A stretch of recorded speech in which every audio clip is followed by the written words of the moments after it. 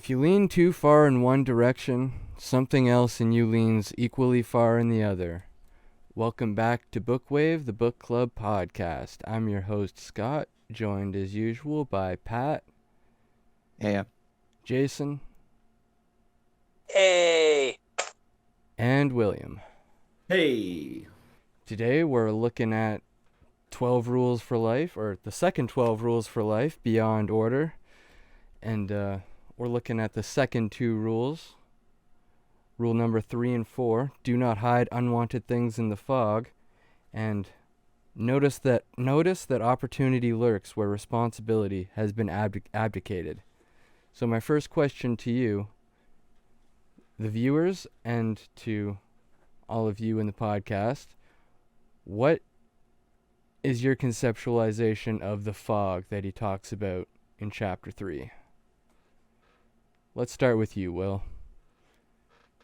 I think the fog is that part of us where we're like clever enough to not deal with. And I think John Vervaeke has a good episode talking about this with the smoking and the probability charts that he draws out. Like the probability of having one cigarette and it won't kill you is like, it's very high. You're not going to die from your first cigarette, but the probability of all of the cigarettes leading to death is significantly high. And I think that we're playing that game on varying levels all of the time in our life with all of these different things. And I think it happens so fast that we don't even catch it most of the time. You know, like we're thinking like 150 thoughts in a millisecond. And it's like, oh, well, if you were walking in my shoes, you wouldn't think that, or you just try it for yourself, see where you get, and all these little quick thoughts that you have and little micro fights that you imagine with people, and you don't actually act out any of these emotions that you're having about reality. And it's like, face it, because you're existing and it's existential. And if you're existentially suffering from things that you don't like and you're playing this game of justifying why you deal with your burdens instead of just facing them, then stop it. Yeah, just stop it. But, you know, there's a whole chapter on it, so it's a little bit deeper than just stop it, right? Face it. Yeah, it's Word hard it, to voice it. Yeah, it's hard to track all of those like habits that form over and over again as you just go through life. And you know, you have to defrag, so to speak, and notice that, because like the one example that he brings up, or one of the examples that he brings up, is like if you're unhappy with, you know, the plates that you eat off at lunch every single day, that's going to add up after a while. So, you know, you just want to, it's worth getting the little things right because they're every single day. And if you're dealing with something every single day and it doesn't feel right, then it's worth taking a second look at that. And sometimes you just never think to look at it. It's just, oh, it's that one part of life that I'm unhappy with but willing to overlook. One of these days it might not fall in that category anymore of able to overlook it. So you need to pay attention to those things. Or even worse, you build these reservoirs and you accept it, but only to a point. And it's like you internally you've decided, you know, in 30 years, this is going to be the thing that I've had enough of, and the reason that I'm going to leave. And it's like, that's a terrible plan. Like you're literally planning to do nothing about it, and if it keeps up, you're going to eventually leave. Like, okay, that's not helpful. Yeah. Like, face it. And I was going to say something simple. Oh, okay, Well, so fog. Hold on, quickly. The metaphor of fog in all these stories, because with this whole book, it seems like Jordan Peterson is using the story metaphor a lot. But I think one that he missed with the fog is that it puts a chill in your back. And it's damp, and it's wet, and it's awful, and you freeze up, and you don't know what's in the darkness and the fog. And it's like, if you haven't faced the things that you don't like in a long time, you're going to be in your limbic system. You're going to freeze up. You're going to bawl your eyes out. And you're going to say, this is a stupid thing. And I'm having a big reaction. And I'm not even comfortable with myself right now. And it's like, that's okay. Face it. Get through it. Lessen it by experiencing it. Well, I was just going to say that I mean, this is your life, so you might as well try to enjoy it. But you hit on the pay attention aspect, and I think that's something that Dr. Peterson is kind of it. Pay attention is an overarching aspect of what he's saying, because if you're not paying attention, it's impossible to stick to any kind of trajectory. And that's kind of what is at the heart of this chapter, that you are the hero of your own story. And so you have to make those decisions of what you want and don't want. Right. And then there's the And other option of like not asking the question. And there's another quote that he had in here that I really liked that said, "When ignorance and bliss, 'tis folly to be wise." So like the more you ask the questions and the more you have to deal with your own ignorance, the more you have to deal with that uncomfortable, foggy feeling, you know? The more you can't see visually, but it's blissful, so there's But I think, like, especially when you look at, society at large, or religious institutions, or um, norms that have just always been the way things have been done. Like, it's a question of standards and expectations and the social contract. And so by the time you reach adulthood, you've been programmed 15 ways to Sunday about what you're supposed to do and what is expected of you and what is the way things are. And I think it took me until a few years ago to say, you know what, the standards that I have discovered and the threshold of expectation that I'm allowed to put on friends is way too low for me. And the amount of fake friends that I'm supposed to have and feel that I have and associate with and pretend that they bring value to my life is unacceptable. And I deleted Facebook and I felt way lighter. And I established the fact that I have a small, close knit group of friends that meet my expectations and that that's acceptable for me to have. And if you have to go 50 years not having any friends because they're all stupid, then fine. Don't do things you hate. And let me get ahead of ourselves. hey, yeah, spoiler alert.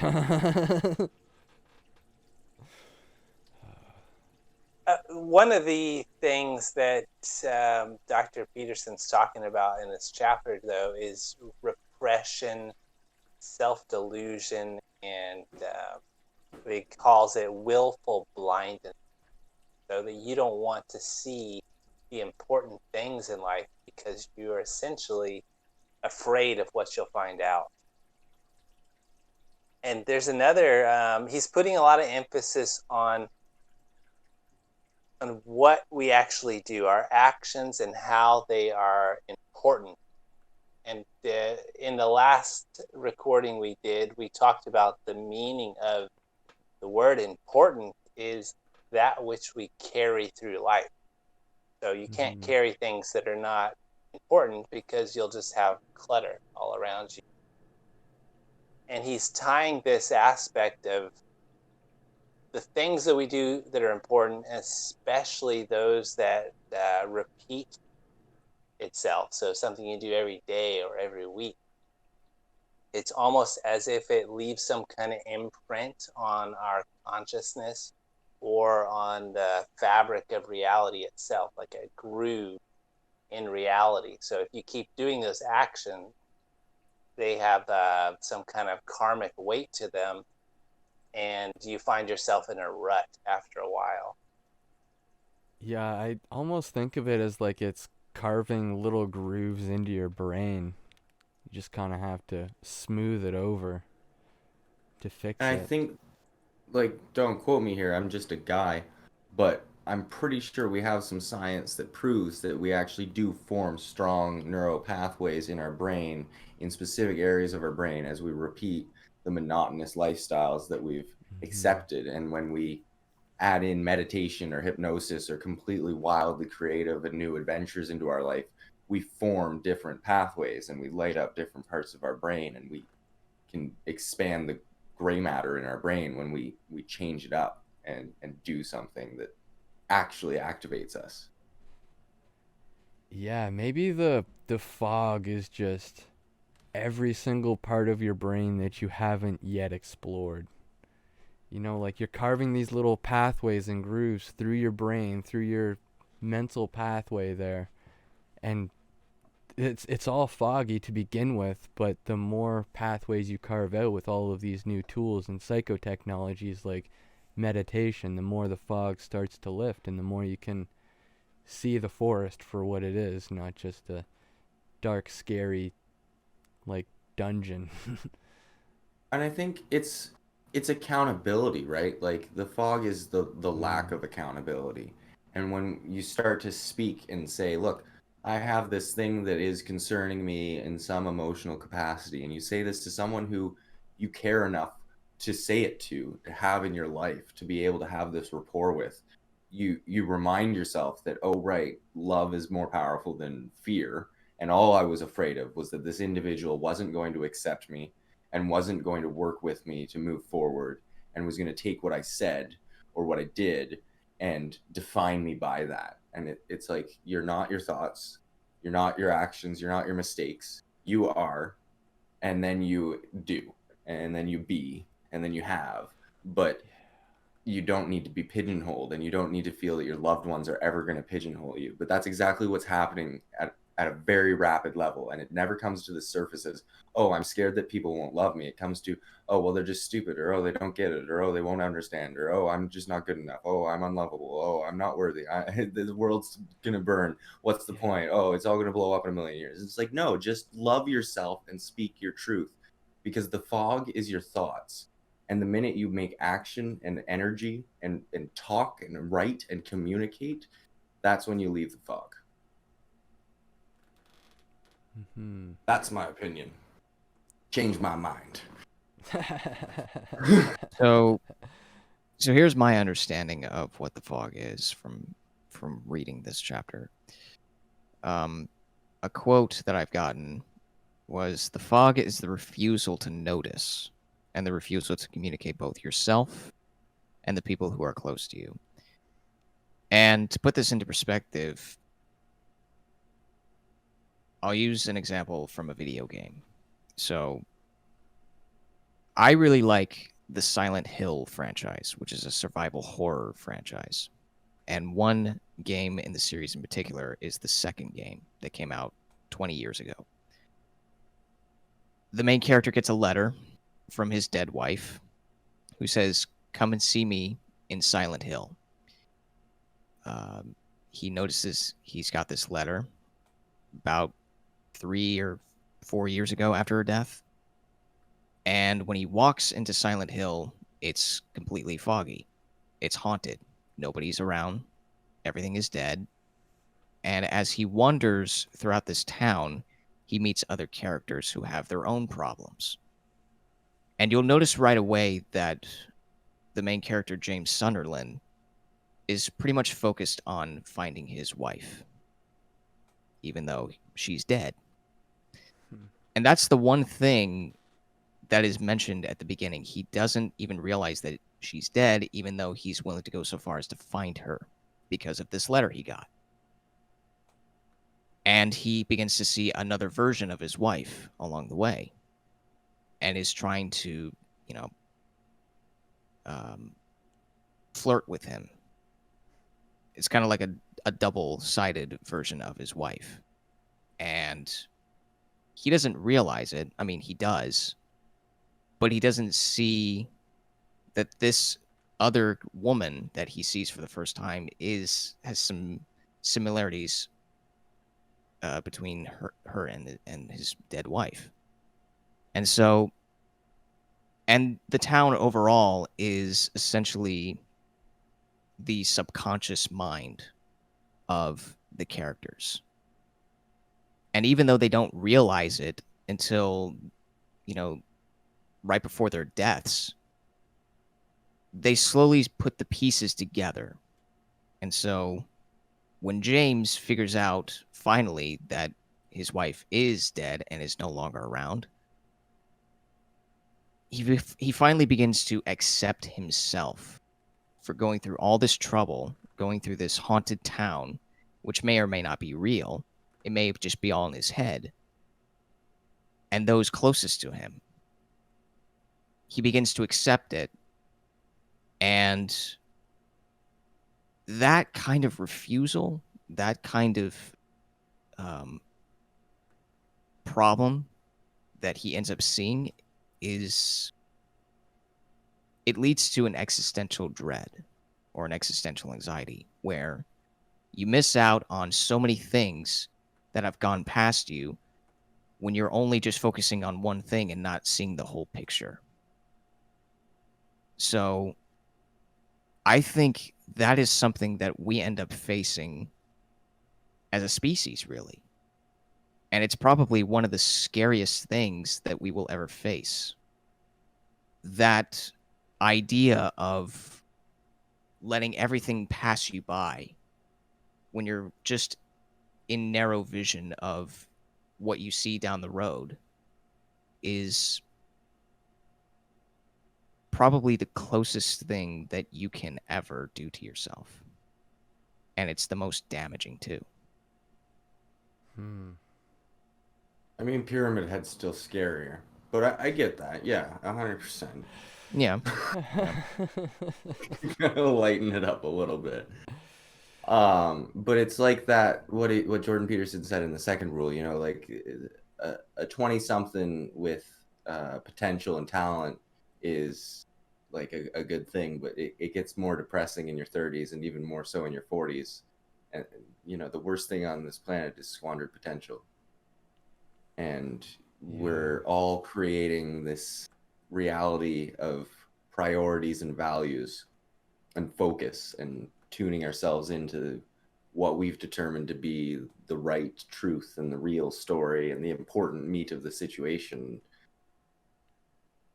So long as we're aware and observant and willing to face those things, and our reality rewards us enough and allows us to bear our suffering in a way that keeps us grateful. Have any of Each you their picked own. up the part where he talks about Sigmund Freud's defense mechanisms about repression? He was also talking about the difference between the sins of omission and the sins of commission. Yeah. Like you don't have to just do an awful act to miss the mark, so to speak, when he talks about sin. What were the more specific parts about Freud? Well, he just mentions how many is it? 8 defense mechanisms, and they're similar to the 5 stages of grief. Only there's 8, and they're more of an expansion pack, really. But the first one is denial, of course. So, for example, the truth is not so bad. So, and then the second one is reaction formation, which is I really love my wife. I really love my family.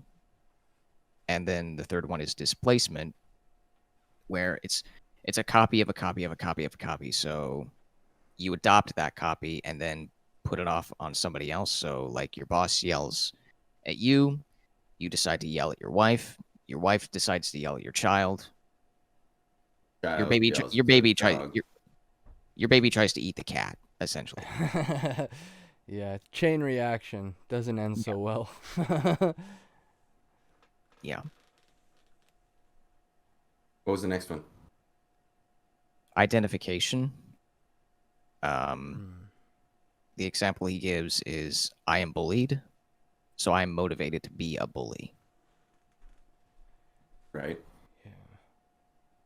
5th is rationalization, a self-serving explanation for low-quality action. Intellectualization, a favorite of the early funny neurotic Woody Allen. He gives an example of Woody Allen and his career. Yeah, he didn't flesh that out as much, but Yeah. I guess it really just comes down to whether or not you're making action or if you're just pretending to be smart, right? Yeah. Coming up I with mean, a this whole smart reason as to why the bad action wouldn't be effective when in reality no action is the least effective.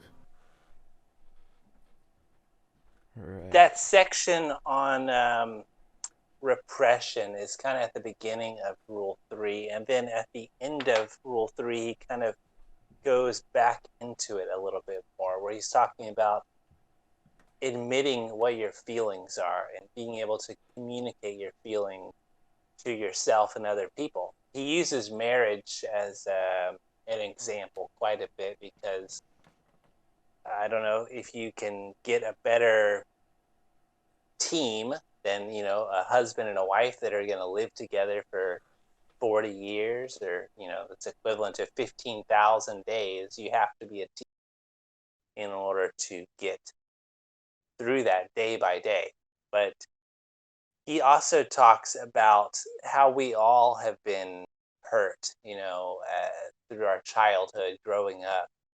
We've been betrayed. And so talking about your feelings is kind of risky, and you have to have courage to trust somebody else, to say to them, I'll trust you, I'll extend my hand to you despite the risk of betrayal, because it's possible through trust that you'll bring out the best in me and I'll bring out the best. And so I think that's what he's talking about. Cutting through the fog, cutting through the delusion is done by talking about and acknowledging the feeling. And I see I've bored Will. It's an evening recording session, guys. I'm tired. It's almost my bedtime. I'm not bored because that's exactly what we're talking about. That's about love. So, like in a marriage, you'll develop certain patterns. And we mentioned earlier, those patterns can become a groove or a rut, the actions we take. And one of the questions I kind of had while I was reading through this is, what patterns do you carry into the future? Are they foolishness, like you talked about in the previous rule, or are they ideal? Yeah, one of the big things that I find myself saying a lot to people, and I might end up changing my tagline at the end of the videos, having watched far too much Star Wars in a short period of time. But I've been saying only the Sith deal in shoulds. What? It's only the Sith Because deal in absolutes, which I is know an that. absolute. I know that. And so that's why I've been saying that only the Sith deal in shoulds, because shoulds are very shouldy. And I don't like it when people come at me with shoulds. And the minute you start coming at anybody with shoulds, it's like you've got an expectation that doesn't match up with the reality you're experiencing, and you're now holding me accountable for the way you feel about it based on what you predicted to happen that didn't happen. You suck at chess, but you don't get to have a hissy fit. Like, are you gonna move rook to a4, or are you gonna throw the chess pieces on the ground? Like, Right, but at the same time, he's saying that if you do not have ideals, that you end up with like purposelessness. And like purposelessness is pretty much the same as meaning. So like you get meaning through finding your purpose and finding a goal. So it's all really, maybe they're not synonyms, but it's all interconnected. Right, so if you have a lack of meaning, and it's John Vervaeke and Jordan Peterson talk about the meaning crisis. Pat, I think you were talking about the number of millennials who were experiencing depression. It was quite a large prevalence. Um, but this may be why, because in the postmodern world, we say there should be no ideals. We shouldn't judge each other, and so it becomes difficult to find the right trajectory in life. Yeah, then the proper aim becomes, well, everyone's paying attention to the victims in society, so that looks like where I should be headed. So, you go into a bad route when you just want to go with the flow of everyone around you. You kind of have to step out of that. I have been collecting my thoughts for a couple minutes now. Okay. Um, Like, I don't think that you need ideals to have meaning. I think something's getting conflated here, and I think the words don't do their Mm. concepts justice. I think what you need in order to have meaning is a goal, and I think you need to attempt to reach that goal in line with your values and with boundaries. And I think Okay. that you need to know when you're trying to feed the crocodile in the hopes that it won't eat you until last, and when you're trying to make a beneficial partner and a move that would be interdependent and not codependent. So are you saying that Jordan Peterson is making this error as a conflation, or that Jason and No, I I think are? No, I I think we think made it. it's Because chapter me. 6 is abandoned ideology, so I don't think Yeah, but at the he's same time, I've heard Jordan Peterson talk a lot about the ideal man and how, religion is all about aiming towards that ideal man. Like he talks about Jesus Christ himself being the goal of what any Christian would want to become. So I think he really does have a bigger idea of the ideal than your formulation. I think that it's good to have a template, Like the and it's ideal good. the ideal may be better just as an adjacent thing beside your goal, not as your goal, but beside it, so you have something to Well, compare to, kind of thing. well, it's like, yeah, like ideally, I'd like to be doing this, but I'm not always going to have ideal circumstances. And that's where you have to abandon your ideology because it's like, Right. if you don't know what would be ideal, then you don't even know where to aim. But you need to accept that you're not going to perform ideally. You're going to know what it is. You're going to want to have something to shoot towards and something to shoot away from. Yeah. But you can't be like, oh, well, I'm not this, so I'm a failure, and now I'm going to do what failures do. But that's when it introduces the idea of sin being, everything that falls short of that ideal that you've presented for yourself, be it Jesus or, whatever else that you have in your head as the ideal. I So don't, in this quote where Dr. Peterson says life repeats and it's worth getting what repeats right, you're saying that his definition of right is goals and not ideals. Hmm.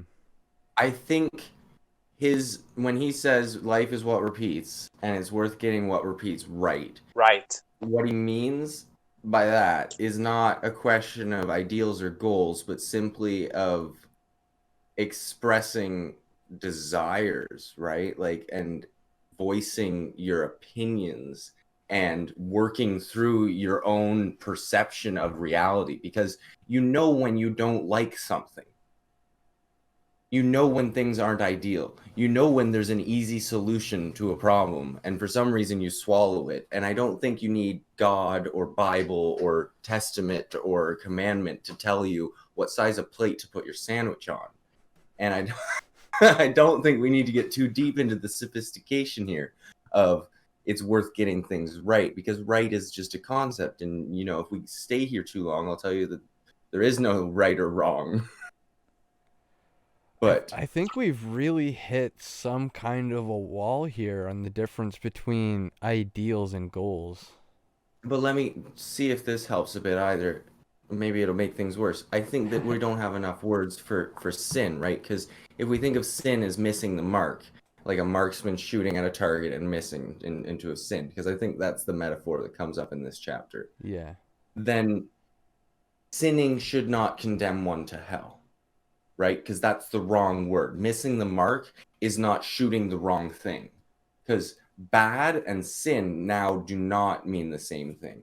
And going to hell for having not become the best version of yourself does not read well. Yeah, I don't really know how to react to that because I don't know how a Christian would react to that. I mean, atheist Scotty over here saying, well, I don't believe in hell, so. Well, it's But like I would as argue that a Christian might say that, everybody sins, so it's not just missing the mark that gets you sent to hell. It's, you know, I don't know, uh, embracing your sin or abandoning God or abandoning the ideal or not even trying.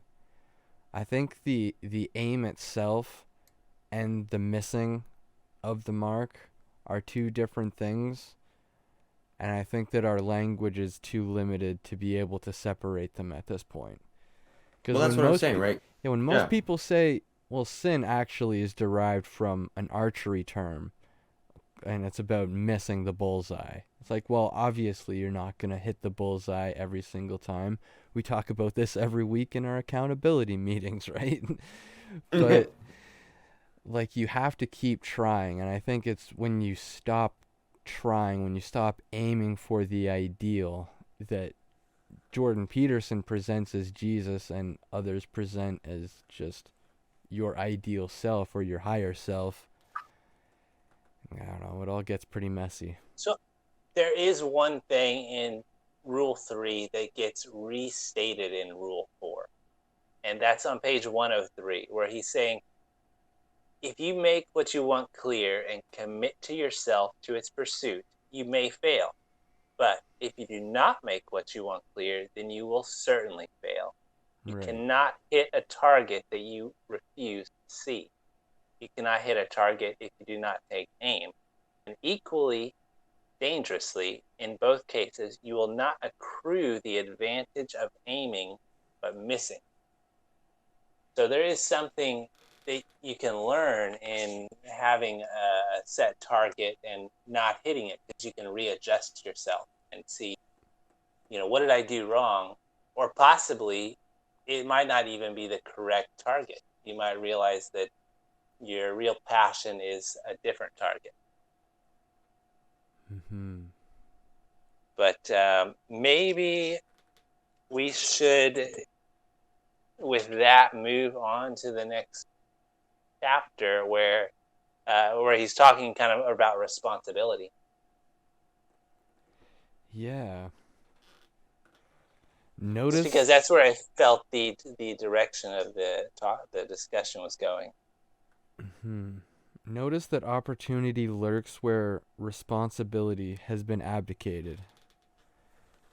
And the first thing that I thought of when I read the title of this chapter was, responsibility that you yourself have abdicated in the past, There's responsibility to be found there, but he starts off the chapter and kind of saying, like, in a work setting, if everyone else is slacking off, not picking up any responsibilities that's available for you, that's a golden nugget. You can just pick that up, take the responsibility and do it yourself, and that helps you out in the long run. So that was a chapter that really changed by the end of it, in my head anyway.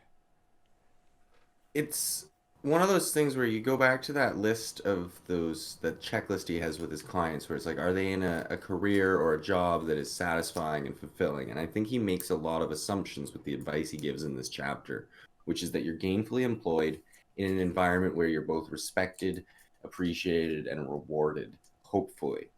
And that hopefully as the addendum to the context and the frame that this advice is being put into doesn't really do much for someone who's working in a manufacturing environment where if you pick up the slack, you'll be the guy who picks up the slack, and your wage is determined by corporate, and there is no room for human reward because it's just by the book, here's the policy, and every year you get an extra 25 cents an hour. So like for myself, like I've said, I'm in a position where for the first time in my life, I'm physically capable to perform the job full time and mentally satisfied by the work I do. And it's taken me 15 years of employment and not being post-secondary educated to get to this spot. and it's not what I want to be doing. Like it's great. It's a nice stopgap as I build my business, but I'm not in an environment where there's things that are missing to do. There is no responsibility to pick up, and it's like, how do you apply this advice beyond the home when you have a crappy job, and then you find yourself doing everything around the house, and then you get into an interesting place where it's like, now you're having different conversations with the team. I think in a way it kind of shows you, what you're capable of, even if you don't like it.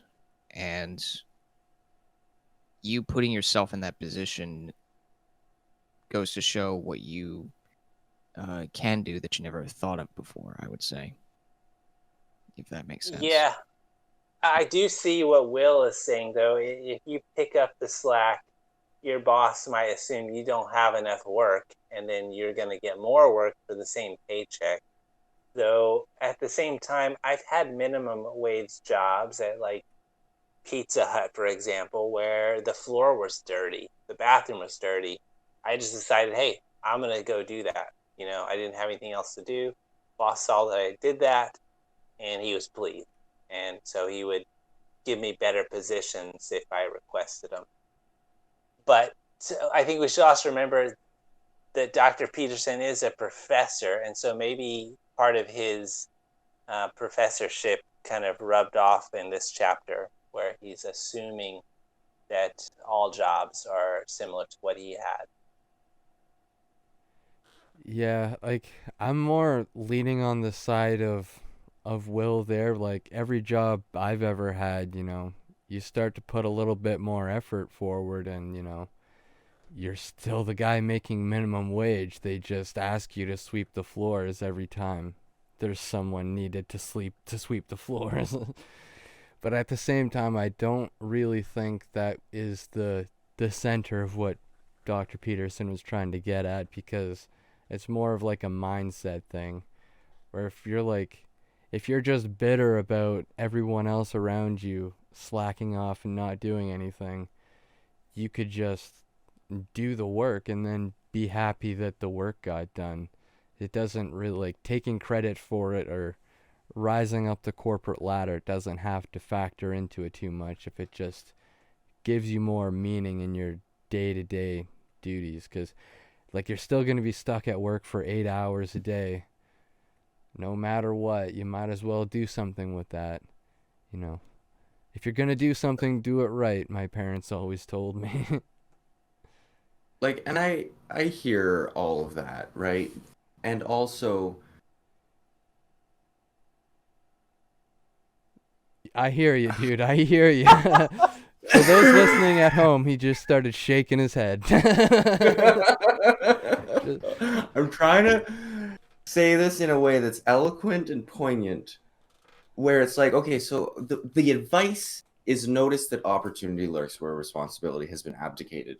But the advice is not, notice that you're complaining about the fact other people aren't doing work that you're noticing that needs to get done, and that maybe if you actually cared about the work, you would actually just get the work done and be happy that the work's done. But this isn't really what it's about. You're just upset that nobody's doing all the other work that you don't want to do, that you're not doing in the first place. So maybe if you ascended to a different, higher, like, wavelength of reality and thinking, and you started banging stuff off, you'd be really proud of yourself, and people would recognize you, and you move up in the world. But that's not what's going to happen. You're going to do the sweeping, and you're going to be grudgy about it, or you're going to do the garbage on the Tuesday because no one else is doing it properly, and then you're going to be grudgy about it, and you're going to hold it over people's heads because you didn't even want to do the damn garbage, and you're not happy. Well, hold on. He's very clear. Dr. Peterson is very clear that you have to do this voluntarily. So if you're doing the floor, if you're sweeping the floor begrudgingly, that's not the right way to do it, right? He says that he talks about dukkha. So in the Buddhist sense of the word, dukkha is suffering in life. It's where I think he literally translated it to the pole of the axle wheel is not perfectly center, and so that wheel can't do its proper job. So the idea here is that you're gonna suffer in life, you're gonna experience dukkha, but if you take that on, that work on voluntarily, you can gain meaning through it. And it's almost like the alchemist transforming something worthless to into gold. You can take on a suffering voluntarily and transform that into some kind of inner light, and not lord over other people that you're doing it. How? How? You just put the weight up on your shoulder and start carrying. Oh, okay, yeah. Then you feel zen about that. Sorry, I'm Oh, just yeah. a little What devil's you only advocate. you only feel zen when you start thinking about the work you're doing. I think the actual work, sweeping the floor or cleaning the bathroom that no one wants to clean, is actually easy, but thinking about it is what's difficult. Yeah, and Hmm. it's kind of like how army recruits do it. They think that they're going to be with the generals, but instead their first task is to clean toilets. Even if they're Yeah. higher rank, they still have to do that.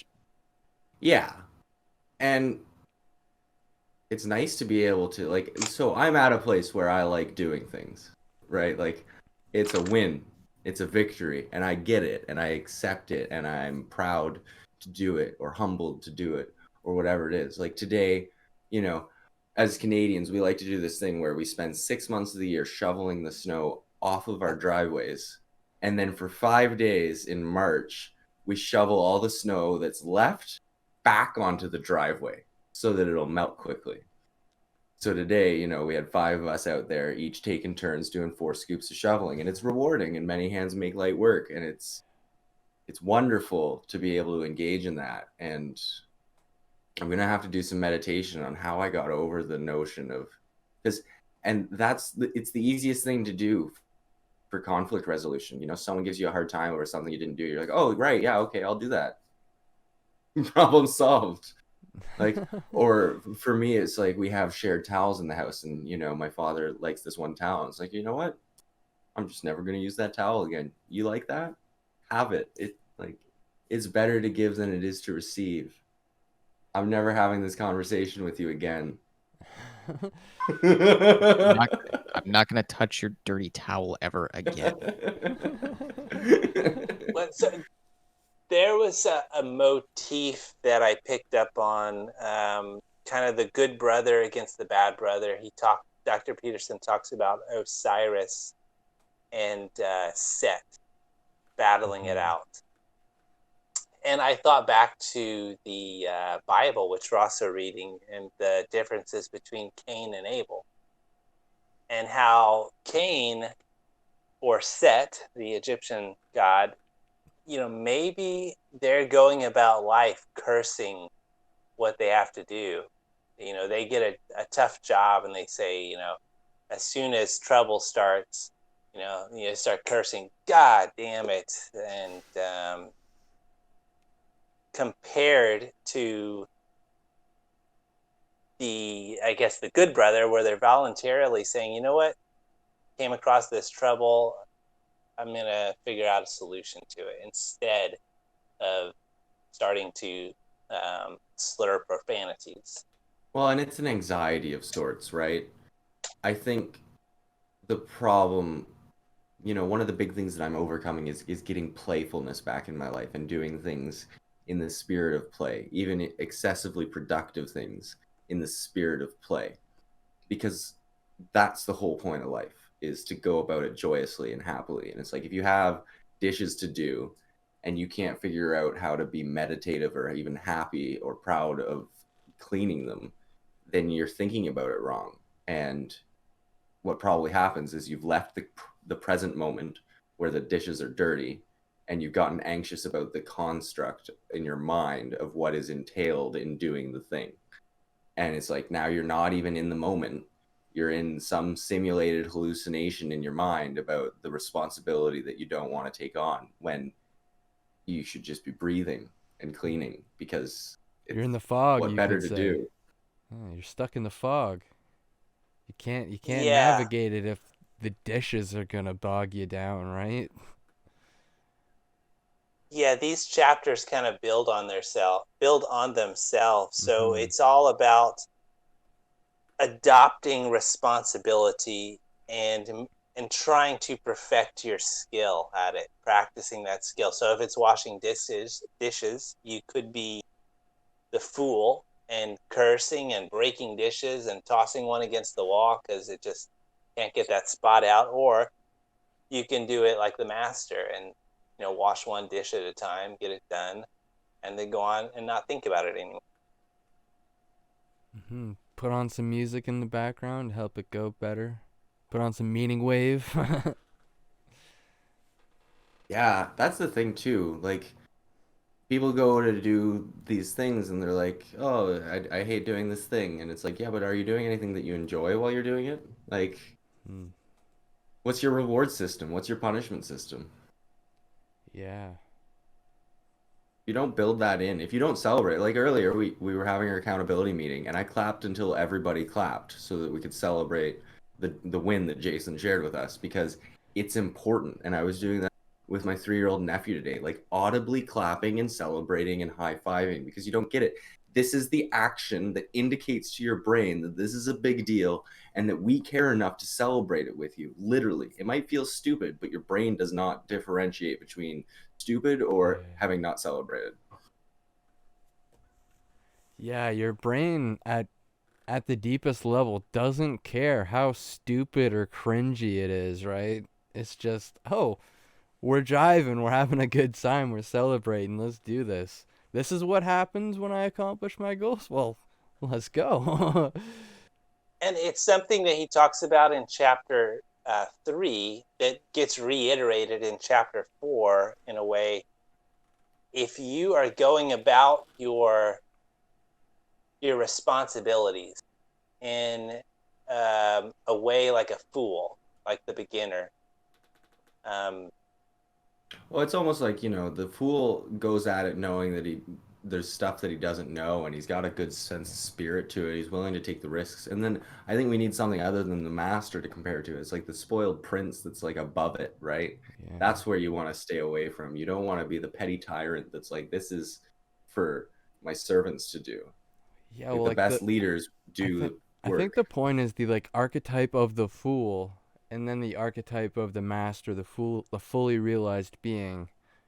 Like everything in between that is humanity. Like that's all of us. Every one of us falls somewhere in between those two. So I think it's useful to have like just carry the fool around with you everywhere, and you know that if you're about to aim at something, that you're going to miss the first time, because you're a fool. You're a beginner. You've never shot a bow before. You're not going to hit the bullseye. But you But can't what's be the afraid to archetype? sin.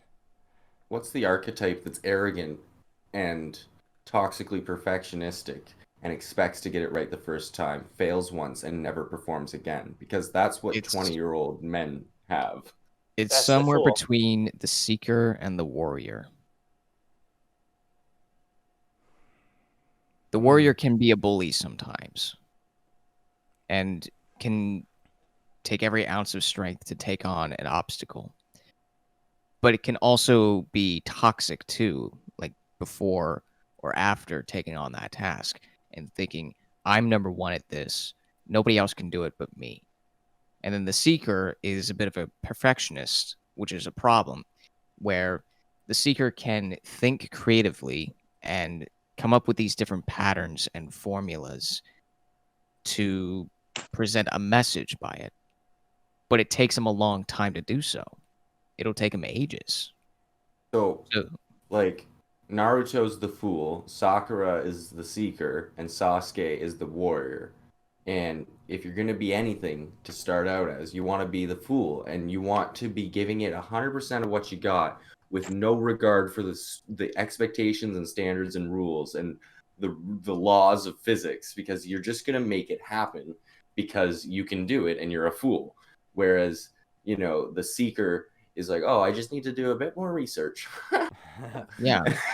And also, And in a way, the fool can sometimes not be trusted Like at the very beginning, nobody can trust you Yeah. until you decide to put your own energy and effort into it. And then they'll think, okay, he's doing it this way. I can see what he's doing here. Maybe I can adopt something from the fool and then maybe try it out. Or just stick to Well, it's my like own routine. And only the it's like fool Bilbo. can become Hokage. So Hmm. there you go. But yeah, I think that's an archetype you see in a lot of shows as well, is the guy that refuses to be like small, in spite of the fact that that very refusal is what defines him as small for anybody who's woke enough to see what's really going on. Toxic independence, you know? Yep. Hmm. Because the fool is always willing to engage and learn and be amazed and awestruck by the achievements of other. Whereas this Sasuke archetype that I'm meditating on right now, is like it's further evidence of his uh insurmountable failures every time he finds someone more powerful than himself. He's like, oh well, I'm just not good enough. Or in another example, I don't know if any of you have watched the war film Hacksaw Ridge, but the main character of that movie, and it's a biographical film, by the way. The main character wants to be a medic, and he is also very caring. And his crewmates don't take lightly to him, and he refuses to pick up a weapon and use it to shoot the enemy. He would rather save people. And you watch him struggle from boot camp and working his way up and dealing with these different policies in the army where, yes, you have to pick up a gun and shoot the enemy or else you're not going to get drafted. And yet he keeps to the core of his principles and saying he would rather save a life than have a life be taken away from him.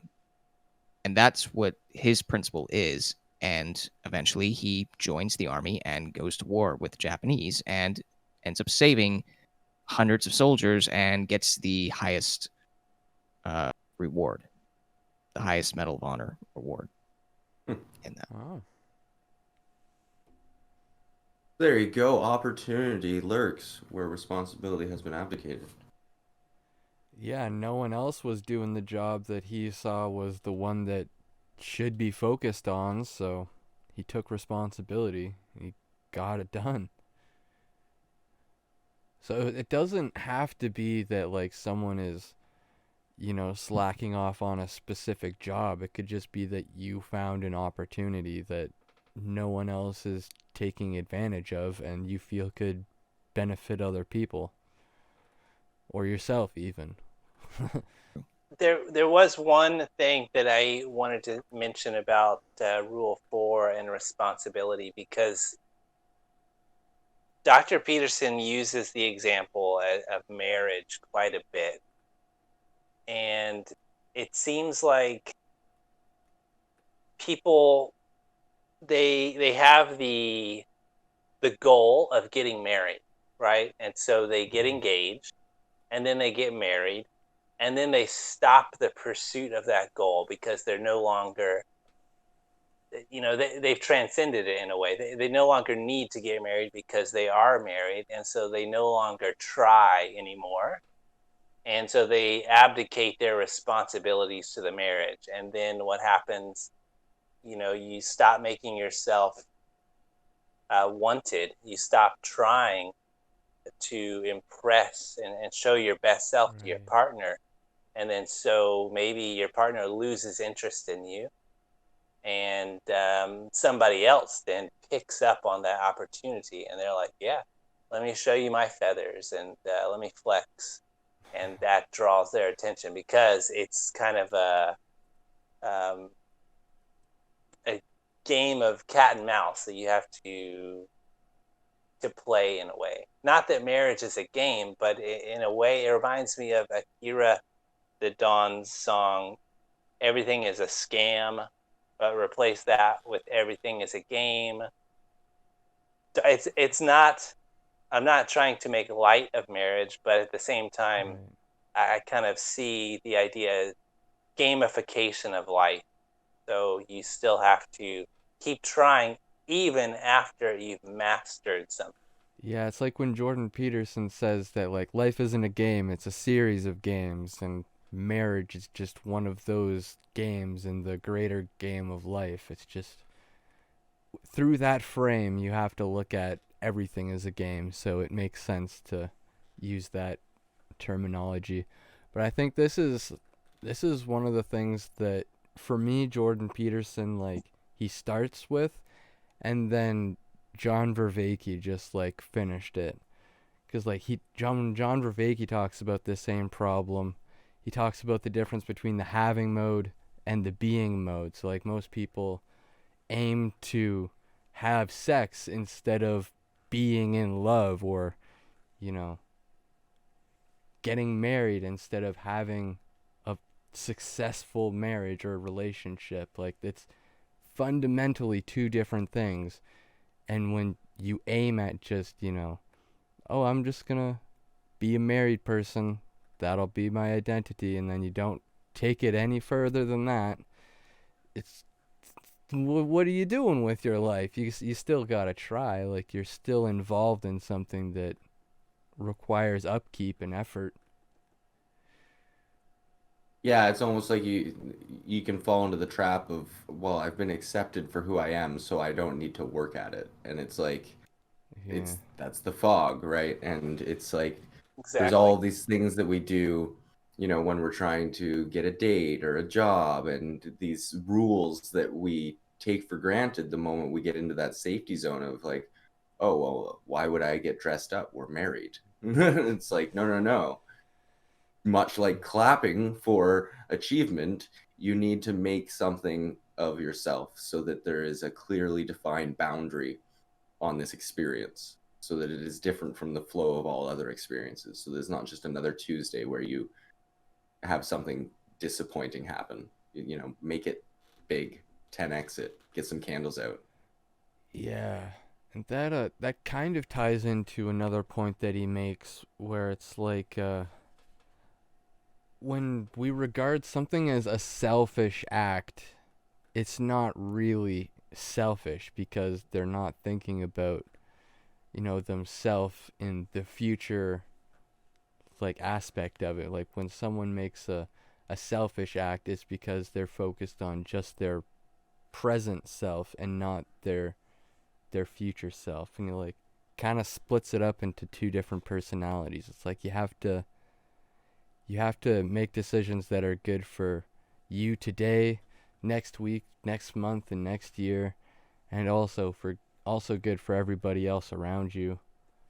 And yeah, it made me think of just the word selfish a little bit differently because like no, it could be something that's good for everybody right now, but the person that you're screwing over is your future self or the people around you in the future. It's like selfish really talks about the timing more than it does about how oriented you are towards the group or yourself.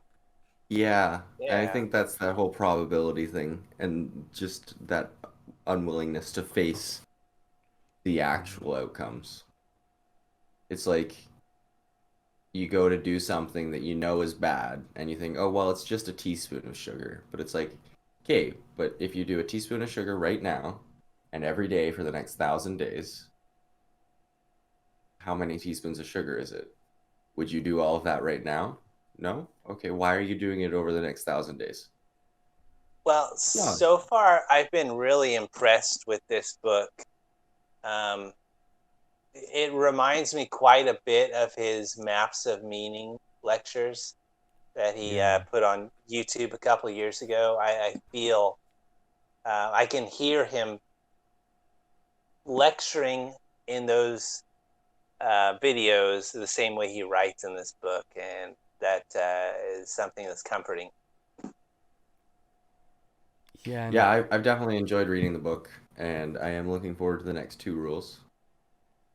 yeah, and Yep. there's a lot in this book where it's like I've listened to so many of his lectures where I just like I take stuff from that old lecture and then I insert it right into like the chapter about fog. Where, like he briefly talks about the knights at the round table, but like when they're all leaving to go find the Holy Grail, they all go to the deepest, darkest part of the forest and they start there.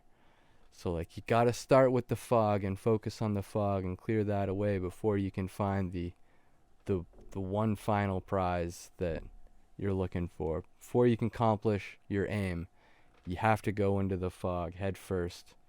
There's no other way forward. There's gonna be fog every which way. With that being said, I think I am gonna have to wrap it up. It's getting pretty late. Yeah. Until next time, well, we're on YouTube, Anchor.fm, and wherever you get your podcast. We got our own website at bookwave.club. And may the force be with you. May the force be with you. May the force be with you. Pick up the extra weight.